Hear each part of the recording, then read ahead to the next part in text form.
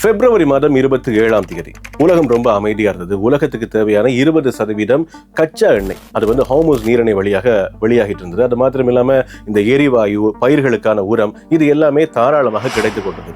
ஆனா கட் பண்ணி ஓபன் பண்ணா 28ஆம் தேதி ஈரான் மீது அமெரிக்கா தாக்குதல் நடத்துறாங்க. எதுக்காக இந்த தாக்குதல் அப்படின்னு சொல்லி கேட்டீங்கன்னா, நிச்சயமாக அவங்க அணு ஆயுத சோதனை நடத்தலாம், அணு ஆயுதங்கள் தயாரிப்பு நடக்குது அப்படின்ற மாதிரியான குற்றச்சாட்டின் பேர்ல இந்த தாக்குதல் நடத்தப்படுது. இதற்கு மிக முக்கியமான காரணம் யார் அப்படின்னு சொல்லி பாத்தீங்கன்னா, நிச்சயமாக இஸ்ரேல் என்ன சொல்றாங்க, தங்களுடைய பிராந்தியத்தில் இருக்கக்கூடிய நாடுகளுக்கு, எங்களுக்கு குறிப்பாக ஈரானால அச்சுறுத்தல் இருக்குது அப்படின்றது ஈரானுடைய தரப்பு நியாயம். அந்த நியாயத்தின் அடிப்படையில் அமெரிக்காவை உள்ள கூட்டி கொண்டு ஈரானை அடிச்சிடலாம் அப்படின்னு யோசிச்சாங்க. உண்மையிலேயே அமெரிக்காவுக்கு மிகப்பெரிய சாதகத்தன்மையை ஈரானை சுற்றி தாக்கலாம் என்கின்ற அந்த எண்ணத்தை நிலையாக்கியது யார் அப்படின்னு சொல்லி பாத்தீங்கன்னா, மற்ற வளைகுடா நாடுகள். ஏன்னா அங்கெல்லாம் அமெரிக்காவினுடைய பேசஸ் இருந்தது, ராணுவ தளங்கள் இருந்தது. அங்கிருந்து நேரடியாக ஈரானை தாக்கலாம், ஈரானை கட்டுப்பாட்டுக்குள் கொண்டு வந்து விடலாம் அப்படின்னு சொல்லி யோசிச்சிட்டு இருந்தாங்க. குறிப்பாக ஈரான் தங்களுடைய நாடுகளுடைய பாதுகாப்புக்கு அச்சுறுத்தலா இருக்குன்னு இஸ்ரேல் மட்டும் நினைக்கல, ஏனைய வளைகுடா நாடுகளுமே நினைத்தாங்க. குறிப்பாக சவுதி அரேபியா. ஆக இந்த நாடுகளுடைய உதவியோட நாங்க ஈரானை தாக்கிடலாம் அப்படின்னு சொல்லி நினைச்சு எதிரியினுடைய பலத்தை சரியாக கணிக்காமல் அமெரிக்கா இந்த யுத்தத்தை ஆரம்பிச்சதாக இப்ப வரைக்கும் நிறைய பேர் தங்களுடைய கருத்துக்களை முன் வச்சிட்டு இருக்காங்க. உண்மையும் அதுதான் அப்படின்றதுதான் இப்போ நடந்திருக்கக்கூடிய விஷயம் நமக்கு சொல்லுது. இப்போ அமெரிக்கா பெருமையா சொல்லிக் கொண்டிருக்கக்கூடிய விஷயம் என்ன அப்படின்னு சொன்னா, ஹோர்முஸ் நீரிணை திறந்து வைக்கப்பட்டிருக்கிறது, இதனால இந்த போர்ல வெற்றி பெற்றது நாங்க தான் அப்படின்னு சொல்லிட்டு இருக்காங்க. உண்மையை சொல்ல போனா, திறந்திருந்த ஹோர்முஸ் நீரிணையை மூடியது அமெரிக்கா. அந்த மூடிய நீரிணையை மறுபடியும் திறக்க முடியாம தடுமாறி கொண்டிருந்தது அமெரிக்கா.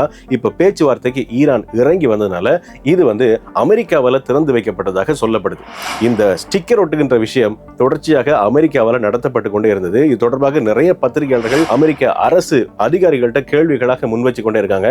இதற்கு எதுவுமே சரியா பதில் சொல்ல முடியாம அமெரிக்க அதிகாரிகள் தடுமாறி கொண்டிருக்காங்க. இந்த யுத்தம் ஆரம்பிக்கும் போது டொனால்ட் ட்ரம்ப் சொன்ன ஒரு விஷயம், இந்த யுத்தம் வெகு சீக்கிரத்திலேயே நிறைவுக்கு வந்துவிடும், அதனால ஈரானுக்கு எதிராக ஈரானுக்குள்ள இருந்து கிளர்ச்சி செய்கின்ற மக்கள் பொறுப்பெடுத்து ஈரானை சரியா செய்யறதுக்கு தயாரா இருங்க, ஒரு வாரத்துல இந்த போரை முடிச்சிரும் அப்படின்னு சொன்னாரு. ஆனா நிலைமை என்ன அப்படின்றது நம்ம எல்லாருக்குமே நல்லாவே தெரியுது. ஒவ்வொரு முறையும் அமெரிக்கா தரப்புல இருந்து ஒரு அறிவிப்பு வரும், இந்த போர்ல எங்களுடைய கை ஓங்கி இருக்கிறது, ஈரான் சரணடைந்து விடுவார்கள் அப்படின்னு சொல்லி அடுத்த நாளே ட்ரம்ப் அந்த பேச்சை மாத்தி பேசுவாரு. இப்படி தொடர்ச்சியாக மாறி மாறி பேசிக் கொண்டவர் ஒரு கட்டத்துல இதுக்கு மேல மாற்றி பேச முடியாது அப்படின்ற நிலைக்கு வந்துட்டாரா என்னமோ தெரியல. ட்ரம்பினுடைய பிறந்த நாள் அன்று ஒரு அறிவிப்பு வெளியாகுது, நாங்க ஈரானோடு பேச்சுவார்த்தைக்கு தயாராக இருக்கிறோம், ஈரான் எங்களுடைய கோரிக்கைகளை எல்லாம் ஏற்றுக்கொள்ள ஆரம்பித்து விட்டாங்க, அதனால ஹோர்முஸ் நீரிணை திறக்கப்பட போகிறது அப்படின்ற சந்தோஷமான விஷயத்தை ட்ரம்ப் தன்னுடைய பிறந்த நாள் அன்றைக்கு அறிவிக்கிறாரு.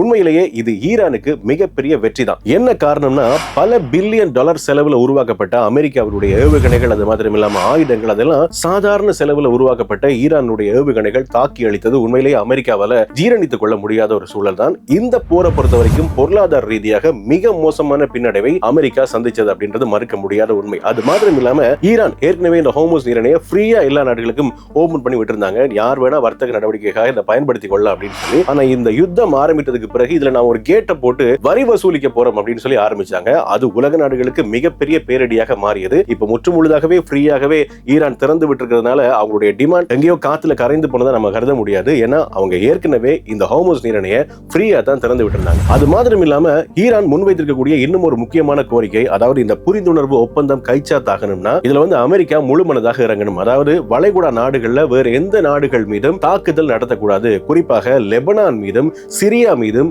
இஸ்ரேல் தாக்குதல் நடத்திட்டு இருக்கிறது, அந்த தாக்குதலை நீங்க நிறுத்தினீங்கன்னு சொன்னா இந்த பேச்சுவார்த்தைக்கு நாங்க உடன்படுறோம் அப்படின்னு சொல்லி ஈரான் தரப்புல இருந்து அறிவிக்கப்பட்டது. அப்படி அறிவிக்கப்பட்டதுக்கு பிறகும் பாத்தீங்கன்னா இஸ்ரேல் லெபனான் மேல தாக்குதல் நடத்தியிருந்தது. கொஞ்சம் கூட யோசிக்காம ஈரான் மறுபடியும் இஸ்ரேல் மேல தாக்குதல் நடத்தியது. இதற்கு பதிலடியாக மறுபடியும் இஸ்ரேல் தாக்குதல் நடத்திச்சு. உடனடியாக ட்ரம்ப் தரப்புல இருந்து ஒரு அறிக்கை வெளியானது, இல்ல இந்த தாக்குதலை இஸ்ரேல் தவிர்த்திருக்கலாம், அது மாத்திரம் இல்லாம இந்த உலகத்திலேயே கட்டுப்பாட்டுக்குள்ள இல்லாத நபராக அல்லது கட்டுப்படுத்த முடியாத நபராக இஸ்ரேலினுடைய பிரதமர் பெஞ்சமின் நேத்தன்யாகு இருக்கிறார் அப்படின்னு சொல்லி வெளிப்படையாக விமர்சனம் செஞ்சிருந்தாரு. ஆக இந்த விமர்சனம் இஸ்ரேலை கொஞ்சம் ஒதுங்கி இருக்குமாறு அல்லது கொஞ்சம் குழப்படி செய்யாமல் இருக்குமாறு அமெரிக்கா கேட்டுக்கொண்டிருக்கிறது. இந்த தாழ்மையான வேண்டுகோளை இஸ்ரேல் ஏற்றுக்கொண்டு பொறுமையாக இருக்குமா அப்படின்னு சொல்லி கேட்டா அதற்கான சாத்தியக்கூறுகள் இல்ல அப்படின்னு தான் சொல்றாங்க. காரணம் என்னன்னா, இஸ்ரேல் தரப்பிலிருந்து வெளியாகின்ற அறிவிப்புகள் எங்களுடைய நாட்டினுடைய பாதுகாப்புக்கு குந்தகம் விளைவிக்கக்கூடிய எந்த நாடாக இருந்தாலும் அதை யாருடைய துணையும் இல்லாமல் நாங்கள் எதிர்கொள்ள தயாராக இருக்கிறோம் அப்படின்னு சொல்லி இஸ்ரேல் தரப்பிலிருந்து சொல்லப்பட்டிருக்கிறது. ஆக முற்றுமுழுதாக இந்த ஈரான் அமெரிக்க இஸ்ரேல் பிரச்சனை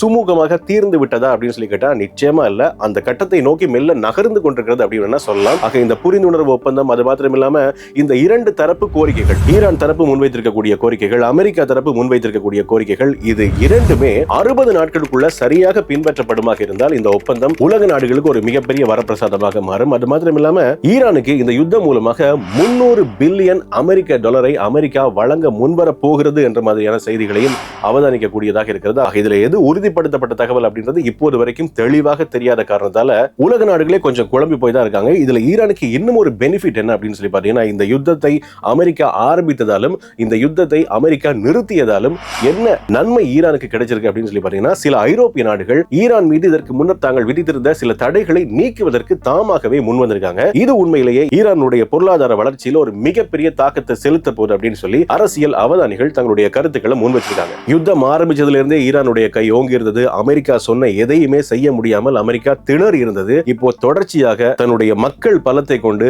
ஈரான் தன்னுடைய ஆதிக்கத்தை நிலைநாட்டி உலகத்தின் மிகப்பெரிய வல்லரசை தங்களுடைய வழிக்கு கொண்டு வந்திருக்காங்க. இது சாதாரணமான விஷயம் இல்ல.